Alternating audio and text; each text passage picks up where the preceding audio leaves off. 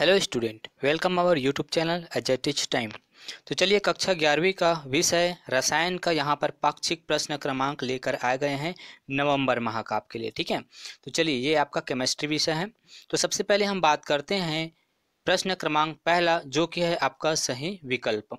पहला प्रश्न दिया है वनस्पति घी बनाने में निम्नलिखित किस तत्व का उपयोग किया जाता है। तो इसका उत्तर हो जाएगा हाइड्रोजन गैस। हाइड्रोजन गैस का उपयोग करा जाता है। ठीक है, पहला इसका अ नंबर उत्तर हो जाएगा। बात करते हैं सेकंड नंबर की, वाटर गैस के मुख्य घटक क्या हैं। तो कार्बन मोनोऑक्साइड और हाइड्रोजन गैस वाटर गैस के मुख्य घटक है, ब इसका सही आंसर होगा। आगे बात करते हैं क्वेश्चन नंबर 3 की, निम्नलिखित में से किस यौगिक में विरंजक गुण पाया जाता है। तो सोडियम हाइड्रोक्साइड NaOH में विरंजक गुण पाया जाता है। आगे बात करें निम्नलिखित में कौन सा तत्व आवारा तत्व है। तो ये सभी लोग जानते हो, हाइड्रोजन को आवारा तत्व बोला जाता है। आगे बात करते हैं प्रश्न क्रमांक 5 की, निम्नलिखित में कौन से तत्व का गलनांक सर्वाधिक होता है। तो बेरिलियम का गलनांक सर्वाधिक होता है। प्यारे बच्चों, जैसे जैसे हम ऊपर से वर्ग में ऊपर से नीचे की ओर आते हैं, वैसे वैसे क्या होता है, गलनांक जो होती है वो घटती जाती है। तो सबसे ऊपर में जिसका गलनांक, सबसे ऊपर में जो तत्व है उसका गलनांक जाहिर सी बात है ज्यादा होगा। आगे बात करें निम्नलिखित में कौन सा यौगिक जल में अल्प विलेय है। तो बेरिलियम हाइड्रोक्साइड BeOH2 का जो जल है, मतलब बेरिलियम हाइड्रोक्साइड जो जल में कम विलेय होगा। ठीक है, अल्प विलेय होगा।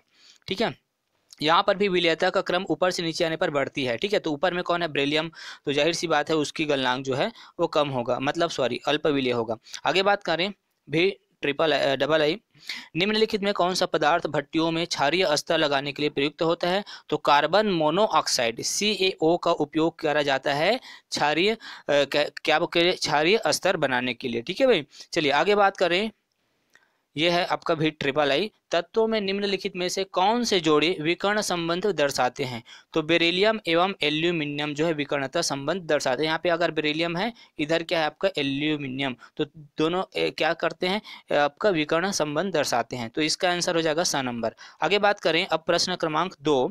देखो प्रश्न क्रमांक 2 पूछा है प्रथम समूह के तत्वों को क्षार धातुएं क्यों कहते हैं। तो इसका उत्तर आप लिखेंगे, प्रथम समूह के तत्वों में ऑक्साइड जल में घुलकर प्रबल क्षारीय हाइड्रोक्साइड बनाते हैं, इसलिए इन्हें क्षार धातुएं कहते हैं। एग्जाम्पल पे आप लिख सकते हैं सोडियम हाइड्रोक्साइड, सोडियम ऑक्साइड का जब हम जल के साथ क्रिया करते हैं तो सोडियम हाइड्रोक्साइड बनता है। क्लियर।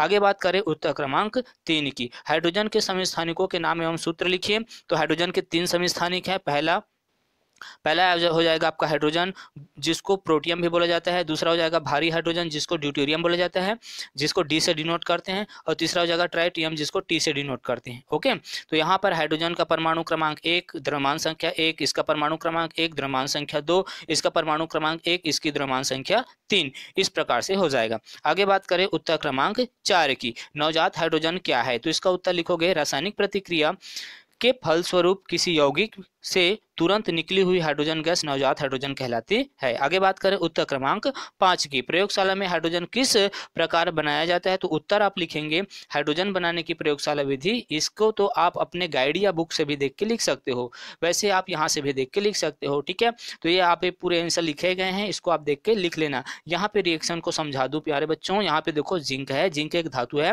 जिंक का जब सल्फ्यूरिक अम्ल के साथ रिएक्शन कराते हैं तो जिंक सल्फेट बनता है, साथ ही हाइड्रोजन गैस यहाँ से क्या होती है, रिलीज होती है। इस प्रकार से हाइड्रोजन गैस हमको यहाँ पे प्राप्त हो जाता है। ठीक है भाई, चलिए आगे बात करें प्रश्न क्रमांक 6, जो कि बोला है जल की अस्थायी कठोरता का क्या कारण है। अस्थायी कठोरता की किस प्रकार से दूर कर सकते हैं। ठीक है, तो इसका उत्तर हो जाएगा, यहाँ पे आप देख के लिख सकते हैं इसको, यह जल में उपस्थित कैल्शियम एवं मैग्नीशियम के बाइकार्बोनेट के कारण होती है। बाइकार्बोनेट होता है HCO3, इसको बोलते हैं बाइकार्बोनेट। ठीक है, तो क्या होगा, कैल्शियम बाइकार्बोनेट हो या मैग्नीशियम बाइकार्बोनेट की उपस्थिति के कारण जो होती है वो जल में कठोरता होती है। सामान्यतः जल को उबालकर इस कठोरता को क्या कर सकते हैं हम लोग, दूर कर सकते हैं। पानी को जब उबालोगे, गर्म करोगे, तो ये कठोरता क्या हो जाती है, दूर हो जाती है। प्यारे बच्चों, यदि आप इस चैनल पे नए होंगे तो चैनल को जरूर जरूर जरूर सब्सक्राइब कर लेना और अपने दोस्तों के साथ इसे जरूर शेयर करना भाई। ठीक है, चलिए आगे बात करते हैं लास्ट क्वेश्चन, प्रश्न क्रमांक 7, अरे लास्ट नहीं 8 है शायद, है ना। तो चलिए आगे देखेंगे। अब बात करते हैं प्रश्न क्रमांक 7, जो कि है हाइड्रोजन परऑक्साइड की संरचना। अब बताओ हाइड्रोजन परऑक्साइड का सूत्र क्या होता है, H2O2, यह है आपका हाइड्रोजन परऑक्साइड। इसकी संरचना को डायग्राम सहित आपको बताने हैं, समझाने हैं, और इसके 2 उपयोग भी बताने हैं। तो देखो यहाँ से आप लिखना स्टार्ट करेंगे भैया, यहाँ से उत्तर लिखो। हाइड्रोजन पेरोक्साइड में ऑक्सीजन की ऑक्सीकरण अवस्था कितनी होती है, -1 होती है। यदि आपको ऑक्सीडेशन नंबर निकालने नहीं आता तो नीचे नीचे में डिस्क्रिप्शन बॉक्स में मैंने क्या किया है, लिंक दिया है, वहां से आप इसको जाके देख लेना। ठीक है भाई, चलिए आगे बात करें। यहाँ पे इसको आप देख के लिख सकते हो, ये देखो H2O2 का यहाँ पे इस प्रकार से आप इसको विस्तृत तौर पर भी ऐसे संरचना लिख सकते हैं। ठीक है, तो यहाँ पे आप पूरे तौर पर इसको देख के लिख लेना। ठीक है, यहाँ पे पढ़ने की कोई जरूरत ही नहीं है मेरे को, आप स्पष्ट तौर पे यहाँ पे दिखाई दे रहा होगा। ठीक है भाई, चलिए यहाँ तक तो आप पूरा लिखेंगे, यहाँ तक क्लियर। उसके बाद डायग्राम बनाना बहुत इंपॉर्टेंट है, क्योंकि डायग्राम बोला गया है, अगर आप डायग्राम नहीं बनाएंगे तो नंबर कट जाएगा। तो देखो भैया, इस प्रकार से आपको डायग्राम बनाने हैं। देखो इस प्रकार से खुला हुआ टैबलेट की तरह है ये, है ना। डायग्राम बना लेना, साथ ही इसके बंद कोण भी लिख लेना, इसमें कितने हैं कितने हैं। आपके पास बुक होगा तो बुक में आप डायग्राम को अच्छे से देख के लिख सकते हैं। आगे बात करें, इसके उपयोग भी पूछा है भैया, तो उपयोग कहाँ है यार, उपयोग लिखना भूल गया क्या।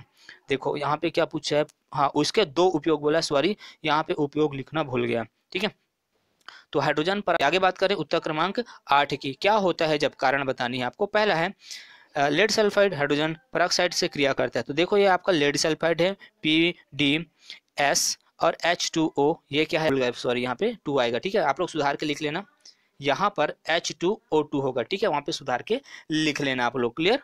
थोड़ा सा मिसप्रिंट हो गया है वहाँ पे, सॉरी, है ना, तभी वो 4 दूनी 8 हो जाएगा, इधर 4 और इधर 4, तभी ये 4 और 4 क्या होंगे, 8 होंगे, क्लियर। तो वहाँ पे यहाँ पर आप 2 लिख लेना, फिर से बोल रहा हूँ, वहाँ पे 2, तभी तो हाइड्रोजन पेरोक्साइड होगा। ठीक है, इस प्रकार से। चलिए हो गया, लिखते लिखते थोड़ा सा त्रुटि हो जाता है, आप इसको लिखना। उसके बाद सेकंड देखो, कैल्शियम कार्बोनेट को 1200 कैलोरी तक गर्म करेंगे। तो ये आपका कैल्शियम कार्बोनेट है, तो 1200 डिग्री सेल्सियस में नहीं है, वो केल्विन में है।